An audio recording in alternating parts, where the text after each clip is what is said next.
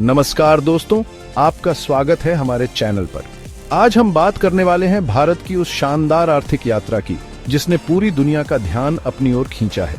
कुछ ही समय में भारत दुनिया की चौथी सबसे बड़ी अर्थव्यवस्था बनने जा रहा है और फिर नंबर 3 की कुर्सी पर भी उसकी नजर है। ये कैसे हुआ और आगे क्या? आइए इन सब सवालों के जवाब जानते हैं। दोस्तों, ये कोई छोटी बात नहीं है। इंटरनेशनल मॉनेटरी फंड IMF की अप्रैल 2025 की रिपोर्ट के मुताबिक भारत 2025 के अंत तक जापान को पछाड़कर दुनिया की चौथी सबसे बड़ी अर्थव्यवस्था बन जाएगा। सोचिए, कुछ साल पहले हमने यूनाइटेड किंगडम को पीछे छोड़ा था और अब जापान की बारी है। साल 2014 में भारत दुनिया की 10वीं सबसे बड़ी अर्थव्यवस्था था और 2025 तक सिर्फ 11 सालों में हम सीधे चौथे पायदान पर आ जाएंगे। ये वाकई एक कमाल की छलांग है। इन 11 सालों में भारत का सकल घरेलू उत्पाद यानी GDP दोगुने से भी ज्यादा हो गया है। 2025 तक हम $4 ट्रिलियन की अर्थव्यवस्था बन जाएंगे। ये 10 साल में 105% की जबरदस्त ग्रोथ है। ये सब ऐसे समय में हो रहा है जब पूरी दुनिया आर्थिक अनिश्चितताओं, भू राजनीतिक तनावों और डोनाल्ड ट्रंप जैसे नेताओं के व्यापार शुल्कों से जूझ रही है। इसके बावजूद भारत 2025 में 6.2% की GDP ग्रोथ रेट के साथ सबसे तेजी से बढ़ने वाली प्रमुख अर्थव्यवस्था का टैग बरकरार रखेगा। पिछले 3 दशकों में भी हमने अमेरिका, जर्मनी और जापान को पीछे छोड़ा है। तो आखिर ये कमाल हुआ कैसे? विशेषज्ञों का मानना है कि पिछले कुछ सालों में हुए कई बड़े सुधारों ने इस ग्रोथ की नींव रखी है। GST, goods and services tax, जिसे आजादी के बाद का सबसे बड़ा अप्रत्यक्ष कर सुधार माना जाता है। Insolvency and bankruptcy code IBC, जिसने भारत के बैंकिंग सेक्टर की सेहत सुधारने में अहम भूमिका निभाई है। डिजिटलीकरण, डिजिटल इंडिया ने आर्थिक गतिविधियों को तेज किया है।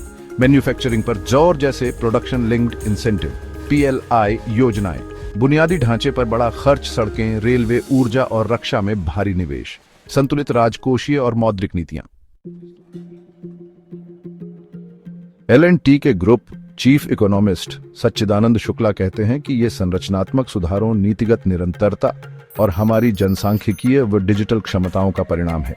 PwC इंडिया के साझेदार रणन बनर्जी बताते हैं कि हमारी युवा आबादी ने खपत को बढ़ावा दिया है, जिससे प्रति व्यक्ति आय बढ़ी है और फिर खपत का एक सकारात्मक चक्र बना है। बेशक हम दुनिया की चौथी सबसे बड़ी अर्थव्यवस्था बनने जा रहे हैं, लेकिन एक पहलू है जो हमें थोड़ा सोचने पर मजबूर करता है। वो है प्रति व्यक्ति GDP।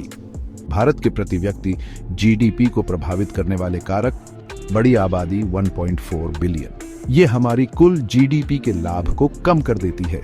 अनौपचारिक रोजगार 90% कार्यबल, अधिकांश कार्यबल अनौपचारिक क्षेत्र में है। महिलाओं की कम कार्यबल भागीदारी 26% बनाम वैश्विक 47%। हमारी महिला शक्ति का पूरा योगदान नहीं मिल पा रहा है। क्षेत्रीय असमानताएं, अलग अलग क्षेत्रों में विकास की गति और जनसंख्या वृद्धि में अंतर।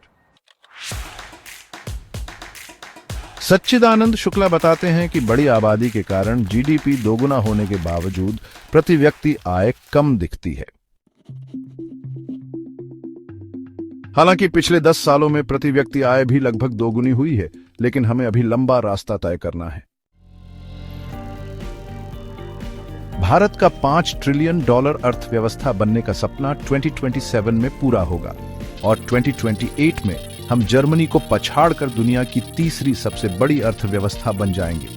2025 में भारत चौथी सबसे बड़ी अर्थव्यवस्था बनेगा, जापान को पीछे छोड़ते हुए। 2027 में भारत $5 ट्रिलियन की अर्थव्यवस्था बनेगा और 2028 में भारत तीसरी सबसे बड़ी अर्थव्यवस्था बनेगा, जर्मनी को पीछे छोड़ते हुए।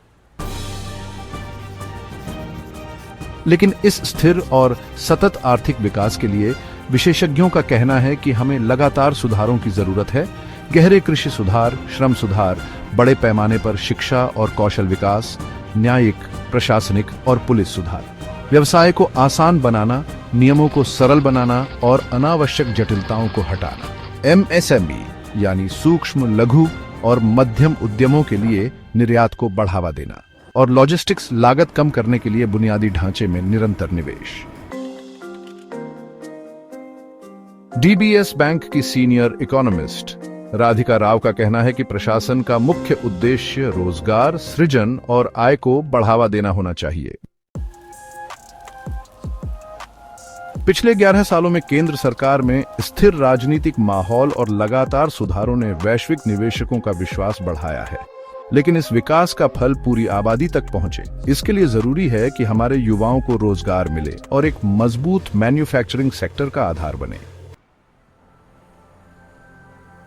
दोस्तों, भारत की ये आर्थिक यात्रा न सिर्फ हमारे लिए बल्कि पूरी दुनिया के लिए प्रेरणादायक है। हम सिर्फ संख्या में नहीं बल्कि समावेशी और सतत विकास में भी आगे बढ़ें, यही हमारी कामना है।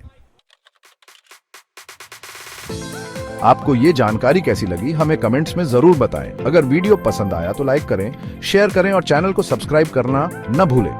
मिलते हैं अगले वीडियो में। धन्यवाद।